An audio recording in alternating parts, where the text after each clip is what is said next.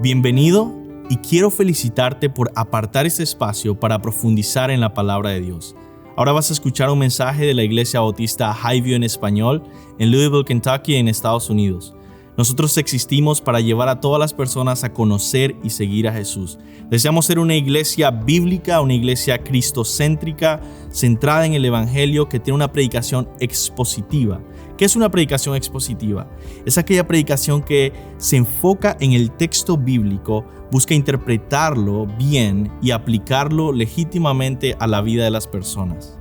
Ahora, yo quiero invitarte a que no solo escuches la predicación expositiva, sino que tú seas un oyente expositivo, que seas un oyente que abre su Biblia, que busca en el texto, que trata de entender la Escritura y aplicarla a tu vida. Oramos que Dios bendiga su palabra y que tú puedas conocer más a Cristo.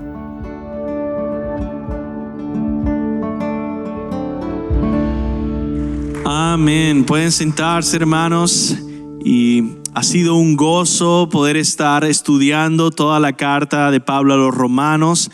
Hoy es el último día en el que vamos a terminar esta carta a los Romanos y tenemos el privilegio de recibir a nuestro hermano Roberto para predicar el día de hoy. Romanos capítulo 16, y yo les pido que podamos orar en este momento por él.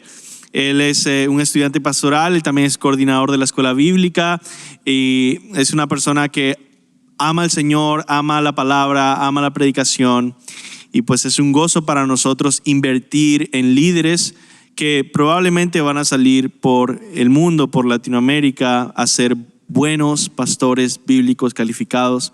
Es un gozo para nosotros recibirte y orar por ti para que el Señor te use en esta predicación. Señor, te suplico, Dios, que seas usando a nuestro hermano Roberto el día de hoy mientras él predica tu palabra. Señor, que nosotros podamos escuchar con corazones obedientes, sumisos a tu palabra, corazones preparados por tu gracia para ser transformados por ti, Señor. Y que tú seas llenando de tu espíritu a Roberto, Señor, y que él pueda proclamar tu verdad y pueda gozarse en Cristo mientras lo hace, Señor. Y que todos te glorifiquemos en este tiempo, en el nombre de Jesús. Amén. Muchas gracias, pastor, por esta tremenda oportunidad. Imagínense qué privilegio que Pastor Luis te deje terminar la carta a los Romanos. Y antes de leer el texto y tomar y revisar estos saludos que tiene Pablo, me gustaría comenzar introduciendo con algo que me ha llamado mucho la atención de nuestra iglesia. ¿Se habían dado cuenta que lo primero que hace la iglesia cuando recibe a un nuevo miembro o un miembro que viene de otro país de Latinoamérica, nuestra primera reacción es presentarle a alguien de ese mismo país? Entonces, si usted viene de Guatemala, nuestra primera reacción es decirle: oh, ¿ya conociste a Damaris? Si ustedes vienen de Venezuela, oh, nuestro pastor es venezolano. Esa fue mi experiencia. Las primeras personas que querían presentarme era a Mónica y a José Luis. ¿Por qué? Porque eran chilenos como yo, por si no se habían dado cuenta por mi acento. Y es interesante preguntarse por qué hacemos eso. ¿Por qué nuestra primera reacción al conocer a alguien es querer unirlo a una persona de su mismo país? Lógicamente asumimos que si somos latinos, la mayoría aquí, queremos estar unidos a alguien con quien tenemos algo en común. Quizás tenemos lenguaje en común, ciertas palabras, cierta comida, cierta cultura, cierta historia nacional que nos hace suponer que esas personas realmente quieren estar juntas. Ahora, ¿por qué parto de este modo? Y parto así porque quiero mostrarte el día de hoy que esa unidad que puede existir entre personas de un mismo país no es nada en comparación a la unidad que existe en el cuerpo de Cristo. Si nuestra nacionalidad es algo temporal, incluso accidental, nuestra unidad en Cristo es algo eterna. Nosotros somos ciudadanos de una patria celestial y cada una de las personas que están en Cristo van a morar por la eternidad en el reino de Dios. Y eso significa que nuestra unidad nacional no es nada en comparación con la unidad que existe en el cuerpo de Cristo.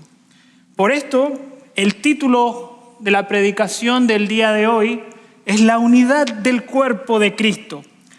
Y mi propósito esta tarde, lo que espero que puedan aprender el día de hoy, entender que enseña la palabra, es que la iglesia ha sido unida para servir a los propósitos del reino de Dios.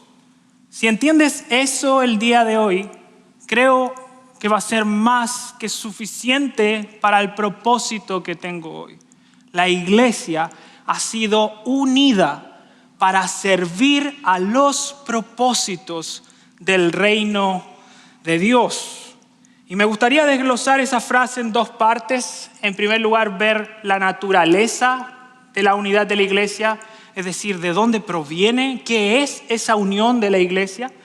Y en segundo lugar, observar los propósitos de esa unión, es decir, para qué hemos sido unidos. Y con esto en mente, quiero que abramos nuestras Biblias en Romanos 16. Y vamos a leer los primeros 16 versículos para poder introducirnos hacia la primera parte de nuestro estudio. Romanos 16, vamos a leer del 1 al 16. Dice así: les recomiendo a nuestra hermana Febe, diaconisa de la iglesia en Cencrea, para que la reciban en el Señor de una manera digna de los santos y que la ayuden en cualquier asunto en que ella necesite de ustedes, porque ella también ha ayudado a muchos y aún a mí mismo. Saluden a Priscila y Aquila, mis colaboradores en Cristo Jesús, los cuales expusieron su vida por mí, a quien no solo yo doy gracias, sino también todas las iglesias de los gentiles. Saluden también a la iglesia que está en su casa. Saluden a mi querido hermano Epeneto, que es el primer convertido a Cristo en Asia. Saluden a María, que ha trabajado mucho por ustedes. Saluden a Andrónico, a Junias, mis parientes y compañeros de prisión que se destacan entre los apóstoles y quienes también vinieron a Cristo antes que yo. Saluden a Amplias, mi querido hermano en el Señor. Saluden a Urbano, nuestro colaborador en Cristo, y a mi querido hermano Estaquis. Saluden a Apeles, el aprobado en Cristo. Saluden a los de la casa de Aristóbulo. Saluden a Herodión, mi pariente. Saluden a los de la casa de Narciso, que son del Señor. Saluden a Trifena y Trifosa, obreras del Señor. Saluden a la querida hermana Pérsida, que ha trabajado mucho en el Señor. Saluden a Rufo, escogido en el Señor, también a su madre y mía. Saluden a Síncrito, a Flegonte, a Hermes, a Patrobas, a Hermas y a los hermanos con ellos. Saluden a Filólogo y a Julia, a Nereo y a su hermana, y a Olimpas y a todos los santos que están con ellos. Salúdense los unos a los otros con un beso santo. Todas las iglesias de Cristo los saludan. Okay. Interesante porción. Me acuerdo la primera vez, recién convertido, cada vez que llegaba a los finales de las cartas, hacía una lectura veloz y decía, bueno, voy a la siguiente parte porque lo importante ya terminó. Aquí Pablo simplemente se está despidiendo. Pero no saben cuánta riqueza hay en este pasaje. No saben cuán difícil fue decidir qué incluir ¿Por qué? Porque la palabra de Dios está llena de tesoros.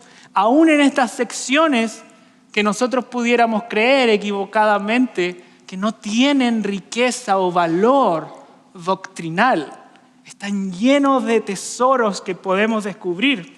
Y con eso en mente, quiero que observemos en primer lugar la naturaleza de la unidad de la iglesia. Y veamos dos ideas importantes que quiero observar en torno a la naturaleza de la unidad de la iglesia. Y la primera idea que quiero que entiendan que este texto nos sugiere es que nuestra unión como iglesia, como cuerpo, está fundamentada en Cristo y su obra.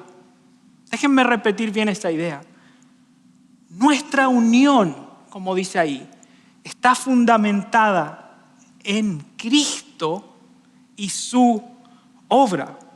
Observen que la palabra en Cristo o en el Señor es algo que se repite constantemente a lo largo del texto. Versículo 2, cuando habla de Febe, dice que Febe debe ser recibida, dice el texto, en el Señor. Pablo saluda a Priscila y Aquila, que son sus colaboradores en Cristo. Versículo 8, Amplias es su querido hermano en el Señor.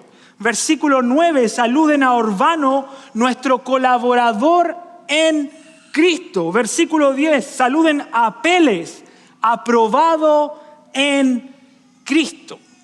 Y esta frase, en Cristo o en el Señor, se encuentra a lo largo de todo el Nuevo Testamento.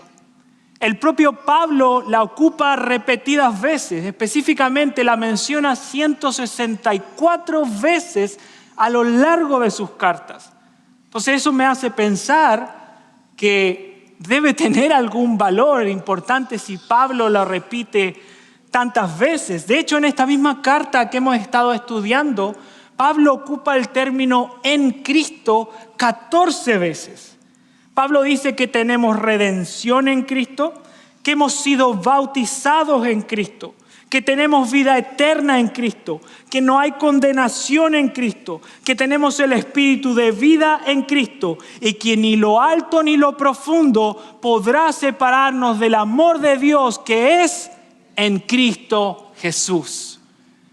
Pablo lleva exponiendo la doctrina de la unión con Cristo. Cada vez que pensemos y veamos en el Nuevo Testamento que la Biblia dice algo de nosotros en Cristo, lo que está enseñando es que los creyentes han sido íntimamente unidos a Cristo por la fe. Los creyentes han recibido una unión íntima con Cristo, Cristo mismo, el Salvador del universo, el Salvador de su iglesia, Dios encarnado, unido a pobres criaturas. ¿Y qué significa estar unido a Cristo? Y en un humilde intento de sistematizar qué significa estar unido a Cristo, les propongo la siguiente definición. ¿Qué significa estar unido en Cristo? Y debería salir ahí en sus pantallas también. Estar unido a Cristo, dice ahí, si pueden avanzar la siguiente lámina, es la unión misteriosa, fíjense este detalle, la unión misteriosa de aquellos que creen en Cristo por la fe y son sellados en su espíritu, de modo que participan en la muerte, resurrección y exaltación de Jesús, recibiendo la justicia de Cristo y todas las bendiciones que fluyen de Él. ¿Qué significa entonces estar unido a Cristo? Es que nuestra naturaleza, nuestra identidad se funde en una con Cristo. El Espíritu Santo nos sella simultáneamente como sello de nuestra pertenencia a Cristo por lo cual quedamos absoluta y completamente identificados con Cristo en su muerte, resurrección y exaltación. Con Cristo estoy juntamente crucificado, ya no vivo yo, dice el texto, mas Cristo vive en mí. Hay una unión y es por medio de esa unión que recibimos la justicia de Dios y todas las bendiciones que fluyen de Cristo mismo. Nada de lo que podamos recibir como creyentes está fuera de esta unión. Todo lo que tienes como creyente, cada bendición, cada gozo, cada deleite que puedes experimentar, cada gota de crecimiento, cada paso que das en la fe, es solo porque tu vida está unida a Cristo. No hay otra razón por la cual eso tenga sustento. Y nuestra unidad como iglesia, volviendo a lo que decía al comienzo, se fundamenta en esa unión. Los miembros a nivel personal se unen con Cristo y Cristo mismo une a todos los que están en Él en un solo cuerpo. Esa es nuestra unión como iglesia. Nosotros somos una iglesia porque Cristo nos ha unido a Él personalmente. Y es importante aquí detenerse un segundo, porque no somos salvos o no nos unimos a Cristo porque venimos a la iglesia. No nos unimos a Cristo porque me hago miembro. No me uno a Cristo porque me bautizo. No me uno a Cristo porque sirvo en un ministerio.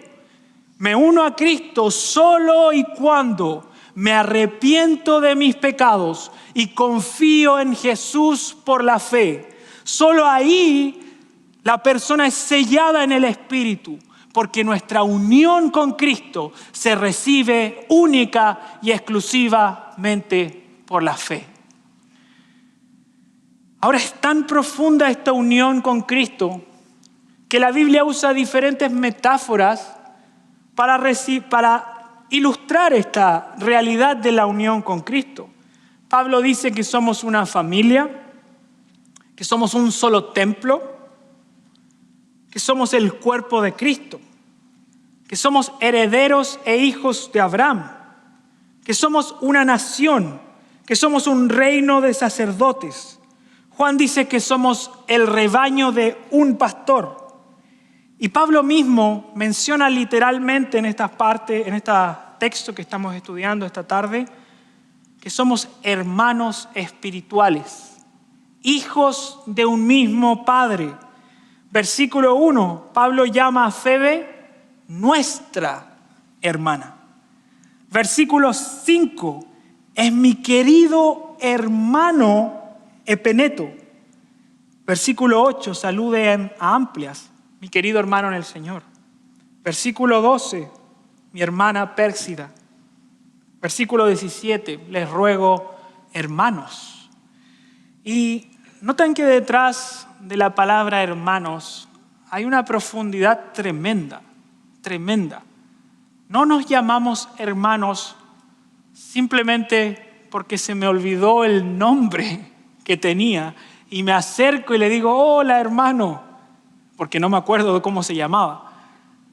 Cuando el Nuevo Testamento nos llama hermanos, es porque realmente somos hermanos en Cristo. Es porque hemos sido profundamente unidos a Dios y somos hijos de Dios. Y la iglesia es un conjunto de hijos de Dios, un conjunto de hermanos que viven juntos. Por lo tanto, si esa es nuestra realidad, si es tu hermano, me imagino que se saben el nombre de sus hermanos de carne, ¿no? Entonces, si no se saben el nombre de alguna de las personas con las que comparten un vínculo tan cercano, acérquense sin vergüenzas, no acérquense sin vergüenzas, sino que acérquense sin vergüenza. Y dígale, hermano, discúlpeme, no me sé su nombre. ¿Me podría decir cómo se llama?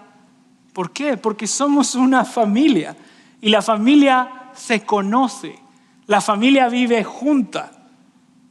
Tenemos que invertir en conocer quiénes son nuestra familia. Y antes de cerrar este punto, tenemos que pensar si somos una familia, si estamos unidos en Cristo. Tenemos que pensar muy seriamente cómo vamos a resolver nuestros conflictos aquí. Las divisiones y las desuniones dentro de esta clase de familias es algo terrible. El Nuevo Testamento, cuando se refiere a las personas que ponen disensión dentro del cuerpo de Cristo, es 2 strikes y estás fuera. Es la disciplina de Pablo. A una persona que está sembrando disensión, la amonestan y no se arrepienten, vuelve a sembrar disensión, despídelo. ¿Por qué? Porque la unidad de la iglesia es algo serio, es algo importante, es algo espiritual, es algo que tenemos que cuidar con nuestra vida. Entonces, cada vez que fomento un conflicto, cada vez que me cuesta perdonar, cada vez que hablo mal de otros, cada vez que me pongo a mí en primer lugar, estoy fomentando una división que no viene de parte de Dios. Estoy fomentando una división que es la clase de división que Satanás genera. Por el contrario, nuestro Salvador en Juan 17, hablando de nosotros, porque están orando de los que iban a creer, lo que pide es que sean perfeccionados en unidad y amor. ¿Se dan cuenta lo importante? Jesús, el Dios encarnado, pidiendo por la iglesia, por los que iban a creer en el futuro, pide una cosa: te pido que sean perfeccionados en unidad, para que el mundo conozca que esa unidad que existe en el cuerpo de Cristo es una unidad que existe en el centro de la Trinidad. Es una unidad que existe entre Jesús y el Padre. Esa clase de amor que caracterizaba a Jesús en su ministerio, esa clase de devoción que tenía hacia el Padre, es la clase de amor que Dios quiere que tú y yo, que entre ustedes tengamos. Esa clase de unidad es la que Dios espera. Por lo tanto, tenemos que cuidar nuestra unidad, amarnos, perdonarnos. Lean 1 Corintios 13, no pensando, como decía el pastor, en el contexto de dárselo al enamorado. Piensen en 1 Corintios 13, en el contexto en el que fue escrita. Fue escrita para una iglesia que estaba teniendo conflictos. Y Pablo les dice, el amor es paciente. ¿Y qué significa eso? Que si vamos a vivir juntos, necesitamos de la paciencia que viene de Dios y viene del Espíritu. Porque no necesitas más que un par de horas compartiendo con alguien para que necesites paciencia. Quizás pueda ser fácil para nosotros venir a la iglesia con nuestra mejor ropa, comportarnos bien, sonreírle a todas las personas que nos rodean, pero váyanse 2 días juntos a algún lugar cercano. Váyanse 3 días a compartir juntos y les aseguro que van a necesitar paciencia. Paciencia con ustedes también y ustedes paciencia con los demás. Y como somos una familia que vive junta, necesitamos de la paciencia que viene de Dios y viene del Espíritu. En segundo lugar, el segundo aspecto de la naturaleza de nuestra unión dentro de la iglesia es que nuestra unión espiritual, escuchen bien, nuestra unión espiritual con Cristo se expresa por medio de nuestra unión con las iglesias locales. Fíjense qué interesante el texto, porque Pablo está diciendo que hay una unión espiritual en Cristo, Pero esa unión espiritual invisible tiene ciertas manifestaciones físicas, tiene cierta expresión en la realidad. Y esa expresión en la realidad física, tangible, es la iglesia local. Observen todas las declaraciones donde Pablo da por sentado que a lo largo de Romanos, en todas estas instrucciones, los creyentes están unidos y comprometidos en iglesias locales. Versículo 2, Pablo recomienda para que reciban a Febe. ¿Y quién la va a recibir? La voy a recibir espiritualmente. Lógicamente, si Pablo está diciendo recíbanla, es porque hay una iglesia ahí que tiene que ejercer o tiene que hospedar a Febe, que es de otra iglesia, la iglesia en Cencrea. Entonces, ¿qué está asumiendo Pablo? Que esta expresión en Cristo se manifiesta a través de creyentes que se comprometen y sirven en su iglesia local. Los comentaristas de este texto creen que Pablo está mencionando entre 3 a 5 iglesias que se reunían en casas en el contexto de Roma. Fíjense el versículo 4, para todas las iglesias de los gentiles. Versículo 5, salúdense los unos a los otros con un beso santo. Todas las iglesias de Cristo los saludan. No los saludaban espiritualmente. Alguien de una iglesia vino, le contó a Pablo: Pablo, sé que vas hacia Roma, que tienes el deseo de ir hacia Roma, manda saludos a la iglesia. Se dan cuenta que hay una unión real. Esto no es solo cuando yo les digo que estamos unidos en Cristo, no es una unión abstracta, invisible solamente, es una unión real, tangible, de gente que se congrega y vive juntos, que estudian juntos, que viven juntos, que dedican tiempo el uno para el otro porque están unidos espiritualmente en Cristo. Por eso de nuevo es tan importante aprender a vivir como familia. Ahora, un autor cristiano, cuando quiere describir qué es la unidad de la iglesia, dice: la unidad de la iglesia es la unión espiritual de los redimidos a través de la presencia del Espíritu que se manifiesta en la congregación visible de los fieles. ¿Cómo se manifiesta nuestra unión en Cristo? Por medio de una congregación visible. Y quiero ser claro en este punto, porque aún en medio de nuestro mundo evangélico hay mucha duda. Pero no existe un creyente sin una iglesia local. No hay tal cosa como un creyente que no está unido activamente a una iglesia local. No existe. No existe porque conceptualmente en la Biblia se asume que si tú estás unido a Cristo, estás unido a su iglesia físicamente. Esa es una realidad que Dios da. Entonces, si hoy no tienes iglesia, si hoy crees que amas a Jesús, debes amar a su iglesia. Y no hipotéticamente, amarla físicamente. El amor en la Biblia nunca es un concepto abstracto, emocional. El amor en la Biblia es servir, es sacrificarse, es dar tu vida por otros. Por lo tanto, si en algún sentido nos amamos como iglesia, si en algún sentido amas a Jesús, debes amar a su iglesia. Aquí en la iglesia es donde físicamente las personas se unen como miembros, se bautizan como una forma de proclamar públicamente la unión espiritual que existe entre ellos. Ahora hay algo bien interesante de este grupo de iglesias locales.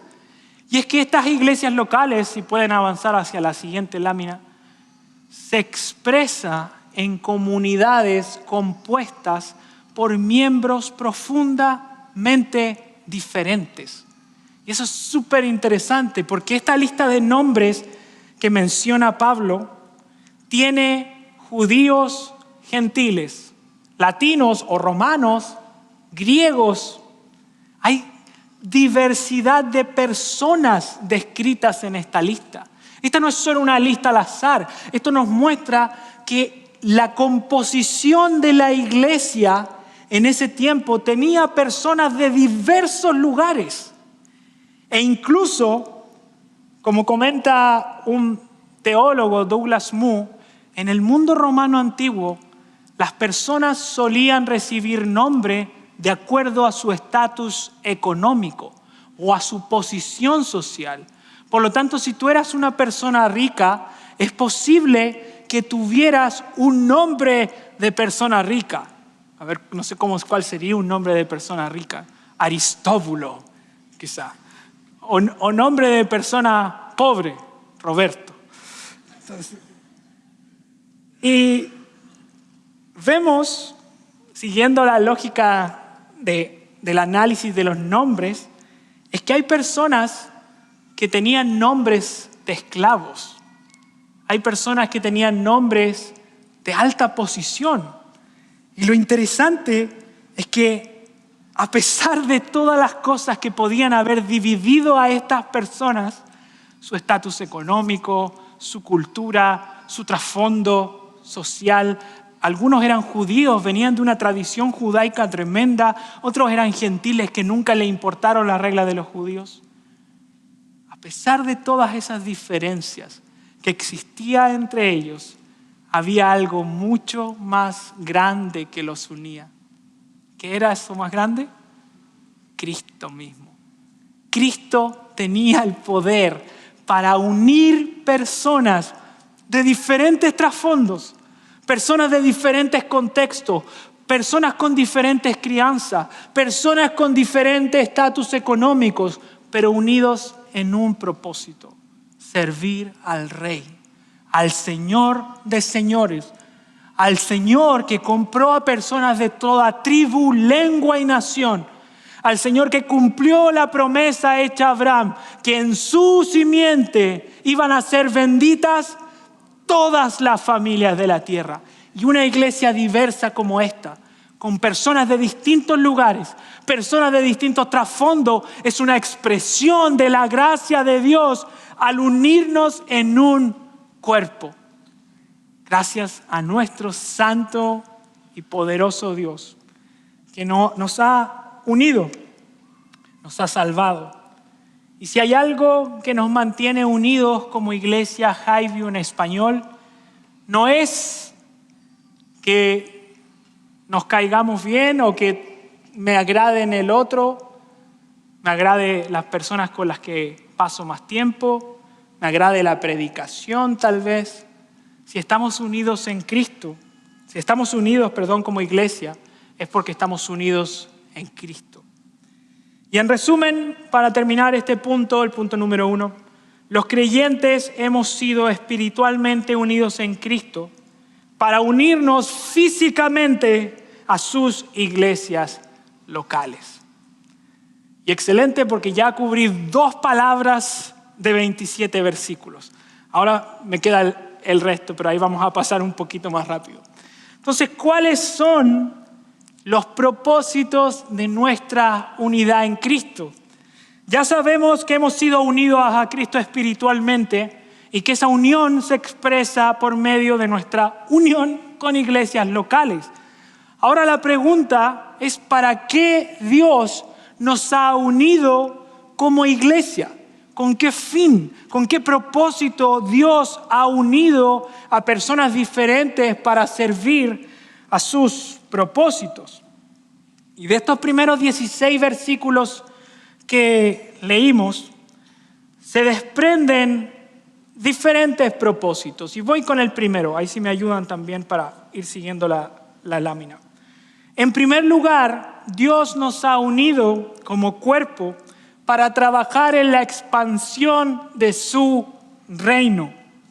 Fíjense que todas estas personas que Pablo menciona tienen una cosa en común: ellos trabajan para el Señor.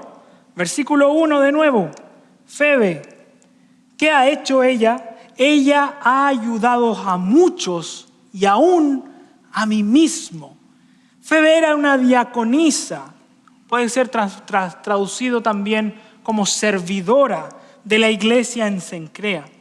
No sabemos todos los detalles de su vida, no sabemos si era viuda, no sabemos si era soltera, pero independiente de cómo haya sido todos los detalles de la vida de Febe, sí sabemos que era una mujer que se había dedicado a ayudar a la expansión del reino de Dios en múltiples formas.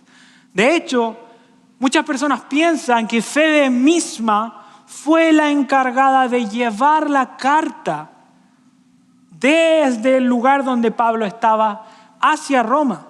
Y es interesante porque el verbo que ahí aparece en sus Biblias como ayudar, generalmente tiene una connotación económica, de sostener, soportar.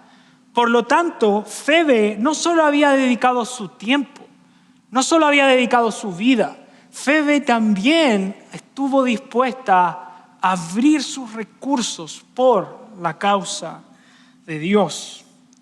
Y esto es cierto, lo que es cierto de Febe en el versículo 1 y 2. Es cierto de las otras 23 personas que Pablo menciona hacia adelante. Observen el versículo 6. Dice, saluden a María. ¿Qué ha hecho María? Ha trabajado mucho por ustedes. Versículo 9. Saluden a Urbano, nuestro colaborador, nuestro cotrabajador, la persona con la que estoy trabajando codo a codo con un objetivo común. Saluden a Andrónico y a Junias, mis parientes, es decir, eran judíos y compañeros de Pesión, que se destacan entre los apóstoles, eran enviados, eran misioneros. Versículo 12, saluden a Trifena y Trifosa, las gemelas dicen, pero no sabemos si eran gemelas, obreras del Señor. Saluden a la querida hermana Pérsida, que ha trabajado mucho en el Señor. Misioneros, maestros, algunos incluso estuvieron dispuestos a abrir sus hogares.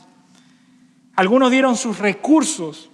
Gente de diferentes lenguas, de diferentes nacionalidades, trabajando juntas para el reino de Dios. Y ahora hay dos cosas interesantes de esta lista de personas que Pablo menciona que están trabajando aquí.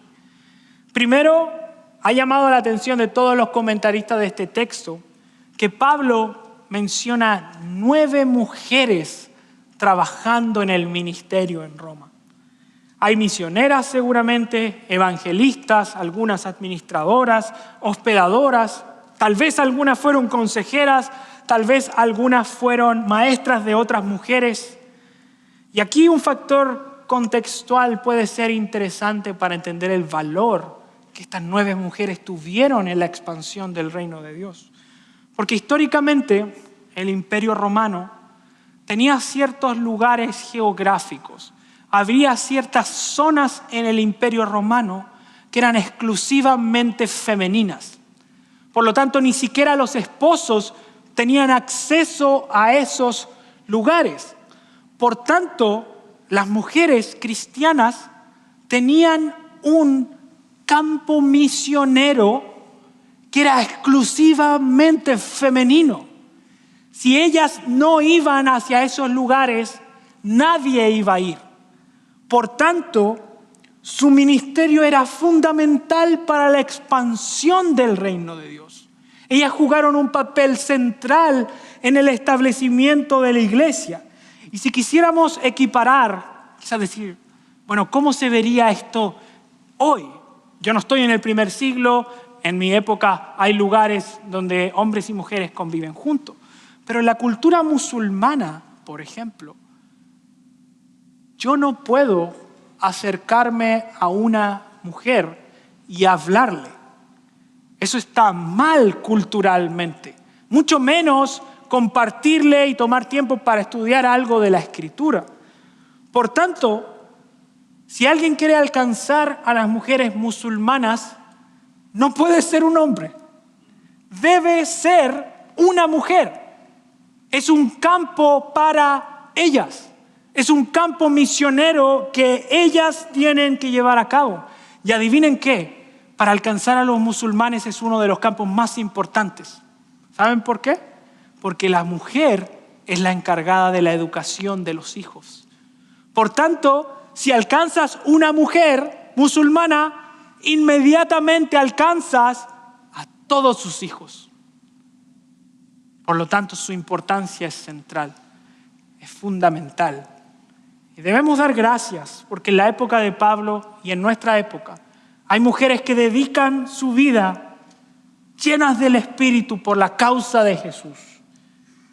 Y a veces, de nuevo, en nuestros círculos, aún en personas que entienden las escrituras de sana doctrina, hay confusión. Porque es cierto que la mujer no ha sido llamada al pastorado, pero eso no significa que no ha sido llamada a servir a los propósitos del reino de Dios. Porque ser pastor no es la única cosa que se puede hacer en el reino de Dios.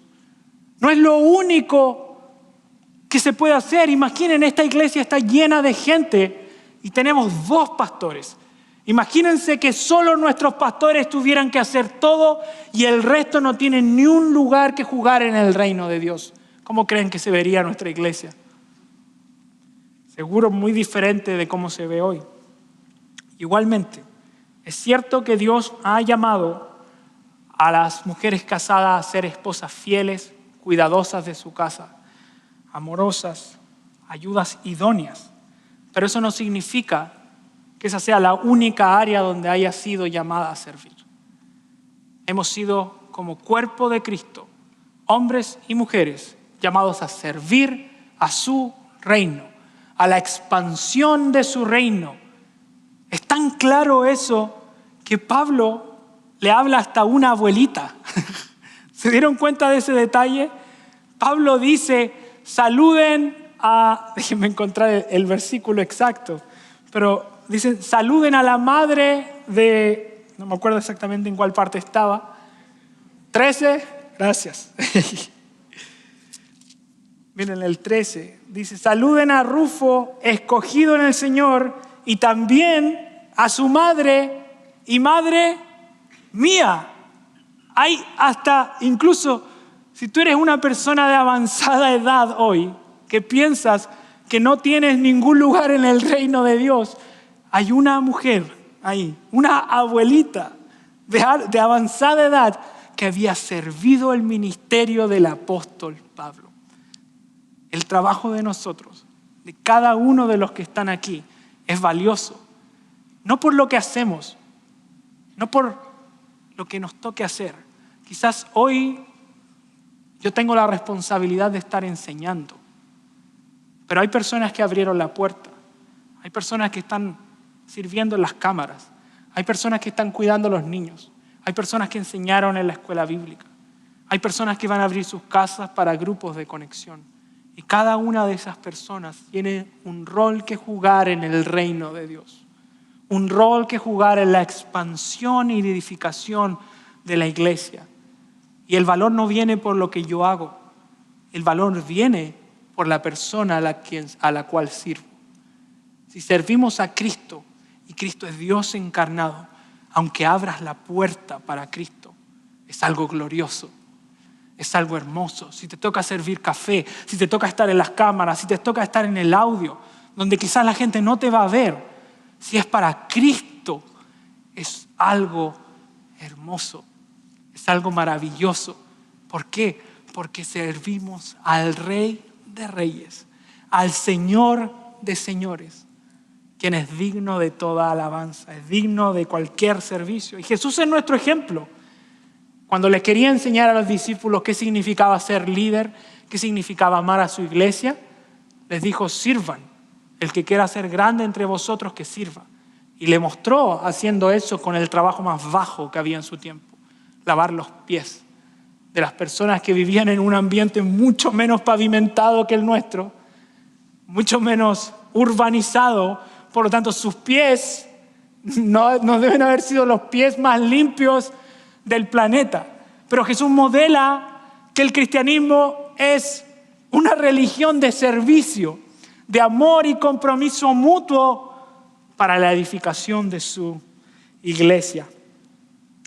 Y es interesante también que el mismo apóstol Pablo entendía este valor. Pablo no se creía el llanero solitario, el superhéroe de Marvel, que iba a llegar y yo soy aquí el superapóstol y ¡pum! Un milagro, ¡pum! Un milagro. Y yo los voy a salvar a todos. Pablo era una persona humilde, mansa. Y eso es súper claro cuando lo vemos en el versículo 21. Observen el versículo 21. Pablo saludando. Dice, Timoteo, mi colaborador, los saluda. Y también Lucio, Jasón, Sofípater, mis parientes. Yo, Tercio, que escribo esta carta, los saludo en el Señor. Gayo, hospedador mío y de toda la iglesia, los saluda. Erasto, el tesorero de la ciudad, los saluda. Y el hermano Cuarto. Pablo tiene un equipo de trabajo. Pablo tiene un conjunto de hermanos que le ayudan. Un conjunto de hermanos que lo sustentan. Un conjunto de hermanos que están orando por él. Pablo es lo suficientemente humilde para saber que nos necesitamos. No hay superhéroes en la iglesia. No hay salvadores con ese minúscula dentro de la iglesia. La iglesia tiene solo un Salvador con ese mayúscula y se llama Cristo Jesús. Él es el único que merece nuestra adoración. Es el único que puede realmente salvarnos, no las personas. Y aparte de eso, Pablo no solo entiende el valor del trabajo en equipo, sino que además Pablo es un hombre orientado a las personas. Miren qué interesante. Pablo está escribiendo a una iglesia que ni siquiera conoce, que ni siquiera ha visitado. Y aún así se sabe los nombres de las personas y exactamente qué están haciendo. ¿Por qué? Porque Pablo ama a la gente.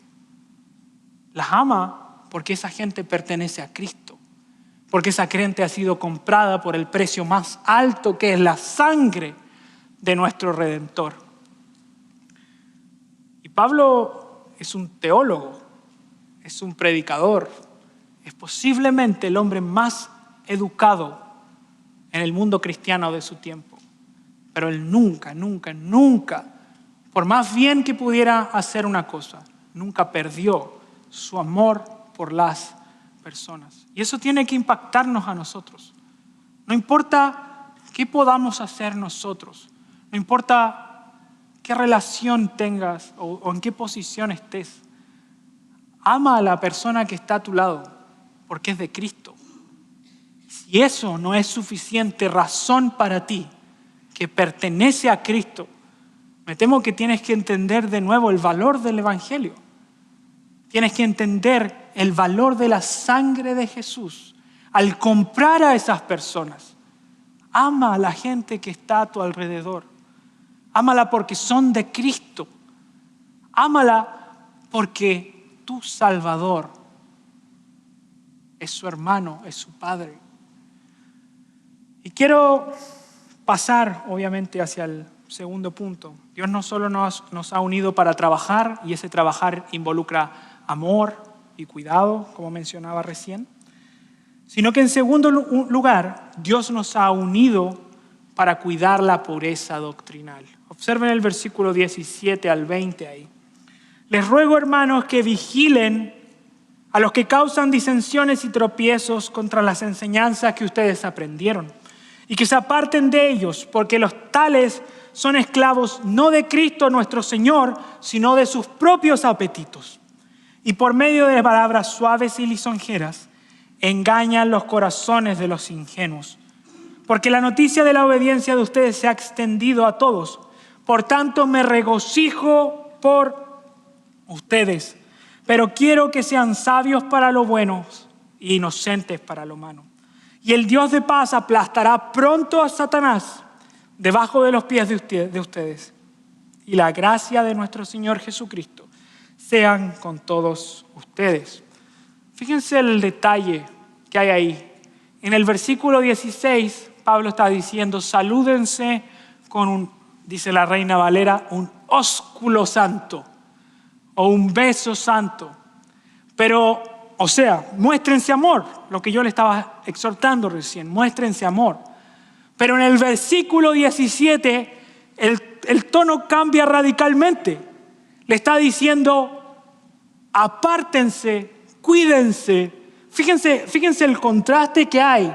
Hay una comunidad a la que le debo mostrar amor, pero hay otra comunidad a la que debo rechazar radicalmente. ¿Y cuál es esa comunidad? Es la comunidad de aquellos que enseñan falsas doctrinas dentro de la iglesia, que sirven a sus propios apetitos, que son siervos de ellos mismos y no de Jesús. Y todo esto nos muestra que un aspecto esencial de la unidad cristiana es la unidad doctrinal. No hay tal cosa como un ecumenismo que me permita recibir a todas las religiones, recibir a todas las personas que enseñan falsas doctrinas como una, porque la unidad cristiana demanda unidad doctrinal. Debemos estar unidos en la verdad de la palabra. Como decía R.C. Sproul, la doctrina divide y tiene que dividir, porque separa la verdad de Dios de la mentira del Evangelio. Entonces, si yo les digo, estén unidos, estén unidos con los que son de Cristo. Los que no son de Cristo, los que siembran mentiras dentro de la iglesia, deben salir de aquí. Debemos ser los primeros en exponer su error. Rogar que se arrepientan. Rogar que se arrepientan. Pero si no lo hacen, no pueden ser parte de nuestra unidad. No hay comunión con quien niegue la justificación por la fe. No hay comunión con quien niegue la deidad de Cristo y la deidad del Espíritu. No hay comunión con quien pervierta el Evangelio de Jesús. Y los romanos tenían que entender esto, estas diferentes iglesias tenían que entender esto, porque ellos venían caminando bien. Su obediencia era conocida de todos, por tanto les dice, ya que van bien, ya que están aprendiendo la doctrina, cuídense de aquellos que van a venir a sembrar disensiones. Y Pablo cierra animando a la iglesia en el versículo 20 con una promesa que les va a ayudar obviamente a caminar en santidad y a cuidar de la sana doctrina. Y dice el versículo 20, el Dios de paz aplastará pronto a Satanás debajo de los pies de ustedes. La gracia de nuestro Señor Jesucristo sea con todos ustedes. ¿Qué está haciendo Pablo aquí?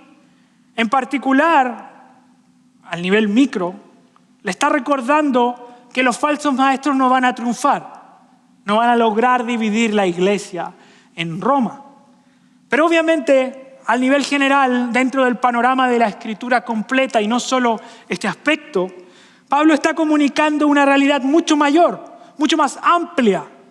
Pablo está parafraseando Génesis 3:15, el protoevangelio, la promesa que Dios hizo a Adán y Eva, donde le dijo que un día vendría un Salvador que destruiría a Satanás y su poder en el mundo.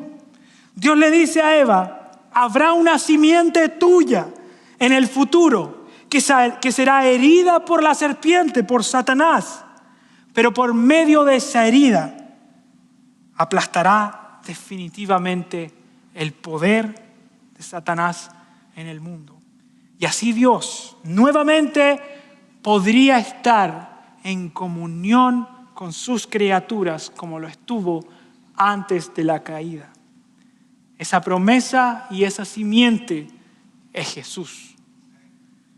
En Cristo Dios nos ha rescatado del poder de Satanás. En Cristo no hay más muerte.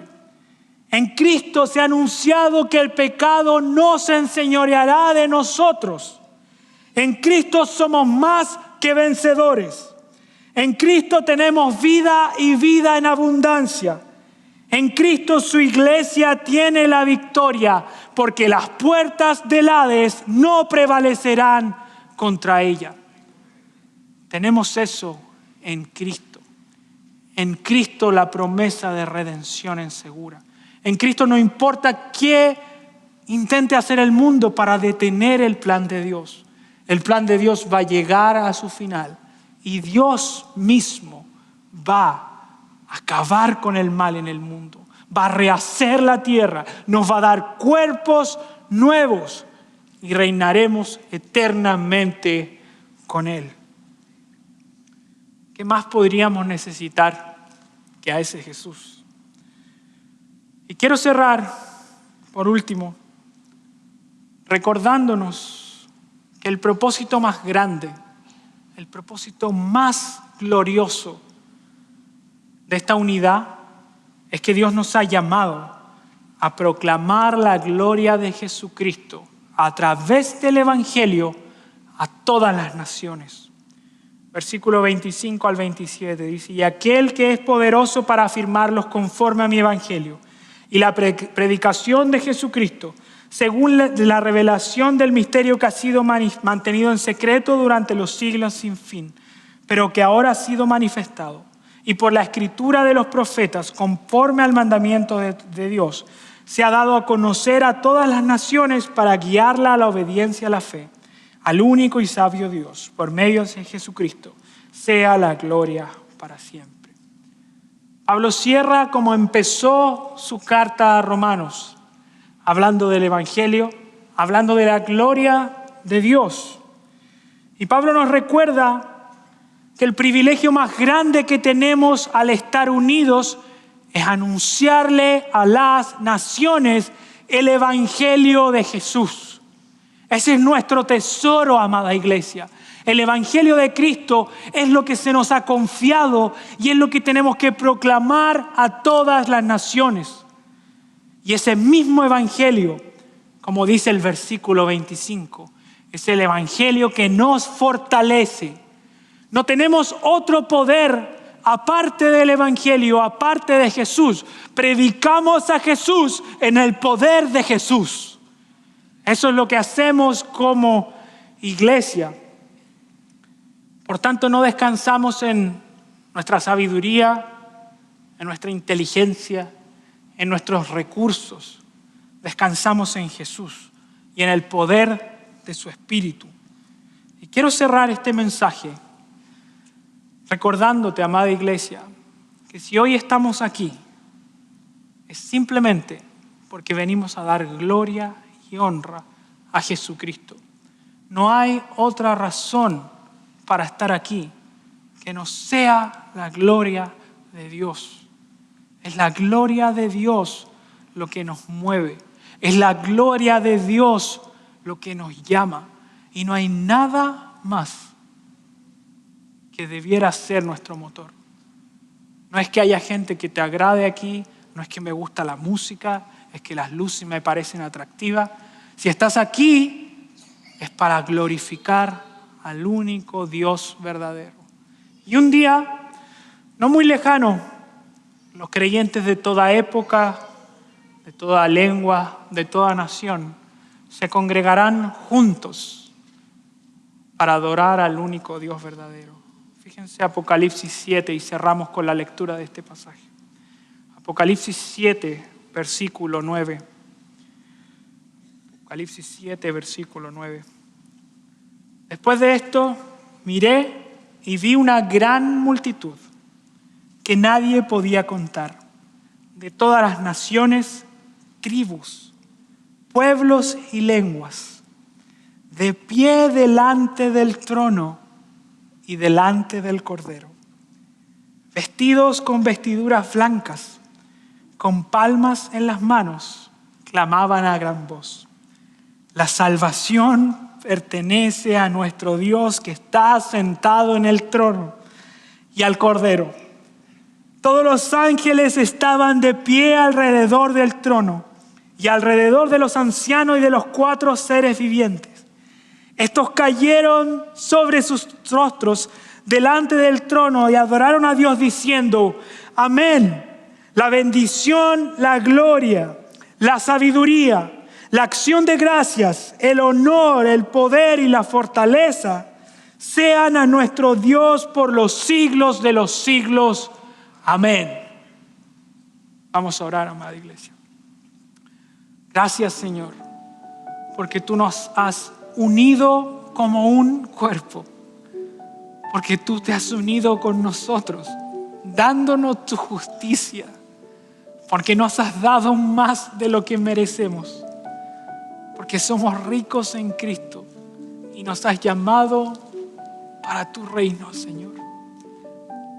Cambia nuestros corazones duros, Señor, que nos vibran ante tu gloria.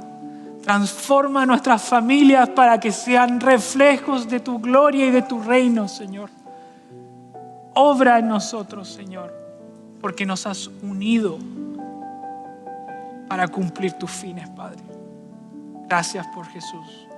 Gracias por la cruz. Y ayúdanos, Señor, porque te necesitamos. Te pedimos todo esto en el nombre de Jesús. Amén.